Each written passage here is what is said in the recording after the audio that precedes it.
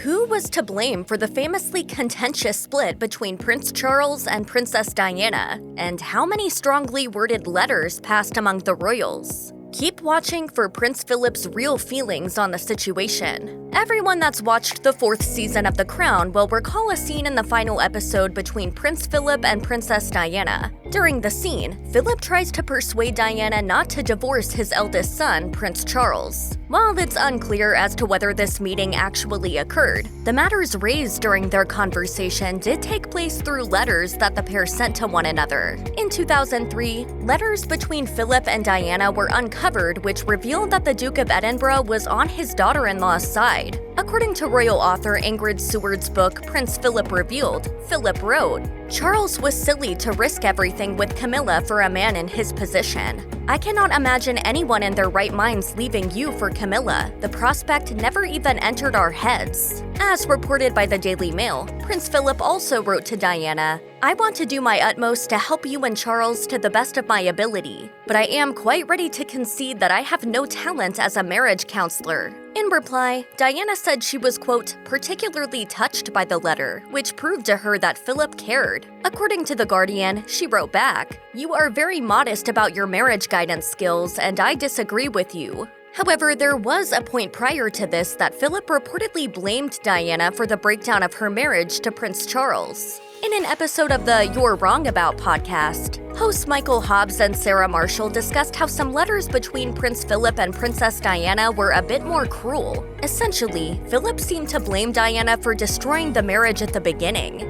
In one of the opening lines of the letters, Philip reportedly wrote, "Can you honestly look into your heart and say that Charles, his relationship with Camilla, has nothing to do with your behavior towards him and your marriage?" Basically, Philip was misdirecting the blame for his son's affair with Camilla Parker-Bowles onto Diana. He also suggested that Diana was too possessive of her children, Prince William and Prince Harry. According to a confidant of Diana's, Diana was unsurprisingly furious about what Philip had implied. Unsurprisingly, it's believed that Diana wrote a strongly worded letter back to the Duke of Edinburgh, with Hobbs summarizing that the princess said something along the lines of, "He's the one that decided to cheat on me. I'm sorry, I'm not going to take the blame for that." Philip would reportedly acknowledge his behavior, leading to a much stronger relationship between the two that reportedly ended up with Philip supporting Diana. However, the Mirror suggested that additional letters dated nearer to Charles and Diana's divorce were said to be more disparaging,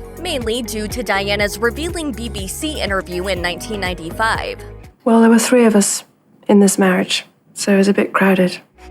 Royal biographer Ingrid Seward alleged that Prince Philip wanted nothing to do with Diana after the infamous interview. According to Seward, whenever Diana appeared at Windsor Castle with William and Harry following the divorce, Philip would disappear. A friend of Diana's, Teddy Fortsman, told the Mail Online that the feeling was mutual, explaining, "She hated Prince Philip. And it wasn't just Prince Philip that sent letters to Diana with reported disdain regarding her divorce. According to The Express, Queen Elizabeth sent a letter to Diana demanding that she and Prince Charles separate following the princess's unforgettable BBC interview. During an appearance on New Ideas Royals podcast, royal commentator Angela Mollard alleged it was the Queen who insisted Diana and Charles divorced. Mollard explained, "The Queen quickly sent a letter to Diana and said, 'You need to divorce,' and that was finalized in 1996. There was obviously a confidentiality agreement that stopped them both from discussing the details of their divorce and married life."